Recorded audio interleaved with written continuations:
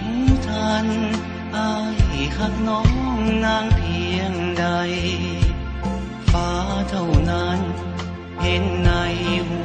วใจทุกคืนนายวอนไว้น้ำตาไหล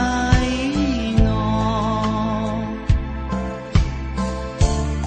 ยังฟ้าเท่านั้นเป็นพยานสิว่านายคือนวลน้องฟ้าเท่านั้นแงนคอเลี้ยวมองว่าหรือไทยทุกห้องมีน้องตลอดไปฟ้าเท่านั้นจะเตือนว่าภัยลืมก่อนฟ้าเท่านั้น